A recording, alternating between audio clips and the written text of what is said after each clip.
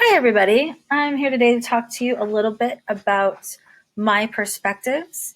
This is the curriculum that we are proposing to be used 9th through 12th grade at Quincy High School. We went through a organized, strategic, focused curriculum adoption, and one of the first parts that we really cared about when we were looking at a curriculum was, is it good? Is it high quality? Is it rigorous? So when we chose curriculums, we used edreports.org, which is a company that evaluates curriculums across the United States. And it helped guide the ones we were even looking at. But the one we ended up choosing, which is my perspectives to propose to you, actually has perfect scores according to edreports. So text quality, they've received a 32, building knowledge, a 32, and then usability, you can't see it because of that picture, but it's actually a 34. So across the board, they've had perfect scores for 9th grade, 10th grade, 11th grade, and 12th grade down here. So it's absolutely a high quality curriculum, but we wanted to make sure that it worked for our students. So a couple of things we really cared about. Number one, that it had an online interface. So we wanted a print and online balance.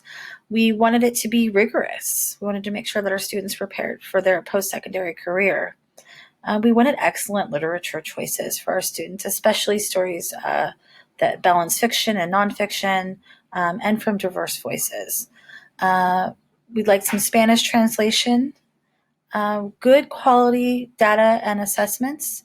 We'd like differentiation to be based on skills, especially interventions for our special ed, ELL, and highly capable students.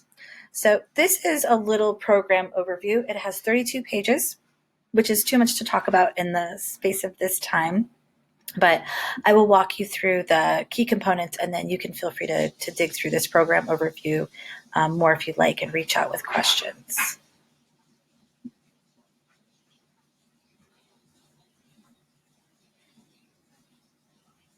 So the first part that we found to be really interesting was that they were able to take older work like Shakespeare, Romeo and Juliet, and make it relevant for students today. So kids were reading from the canon, but they were getting graphic novels, and even this one has an article called Romeo and Juliet is a Terrible Play.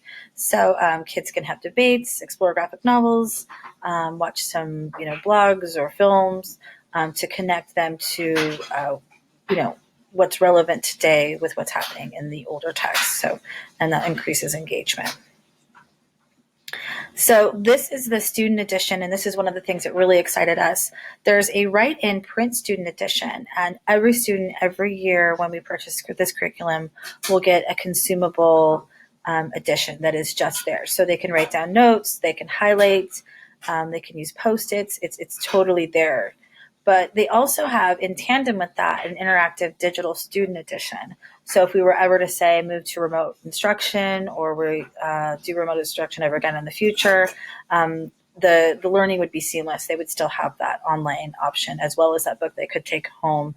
And the curriculum is available offline. So if they were able to download it on a tablet, they wouldn't have to overcome internet issues. I'm going to keep moving here. They have some supports for close reading. So getting kids to really focus and annotate their text, not just zip through it. And then there is a variety of writing tasks and purposes. So they've got everything from essays, they've got some mentor text to help model what those essays and writing needs to look like. But they also have quick writes and evidence logs for formative assessment. So, writing to learn. I'm going to keep moving down here. They have Safeassign. This is especially important because it teaches students how to cite their work and also helps to identify plagiarism when it occurs.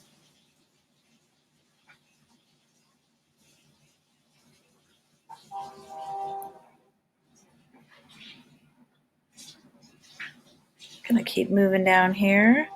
There's a focus on speaking and listening, so making sure that there's collaborative students, which is good for all learners, but especially ELL students. And they have a high access to learning. So that goes back into talking about making sure special ed students, ELL students, highly capable students, there's these ways to differentiate for all of our kids. So you can pick text, by different lexile. So that's just text complexity levels, how hard it is to read. And then there's also going to be 2 levels of text available for each reading. So that's another way that students will be able to easily have their learning differentiated. And then there's in addition to that, some call outs within the actual stories for things that will challenge kids or things that will provide more support. Like this is an example of an English language support that they have listed in there. We're also able to extend some more support to English language learners. So this is some audio of summaries. You also see some glossary terms that are put into Spanish, and then you also see vocabulary that's in English and in Spanish. So these are those assignable audio selection summaries, and those are in English and Spanish. And the other thing that's interesting is that there's specific support lessons for ELL students. Keep moving on here. Lesson plans and curriculum maps can be edited, which is also handy. And we wanted to have sound literature choices. And so there's actually 2 to 3 trade books for every single unit.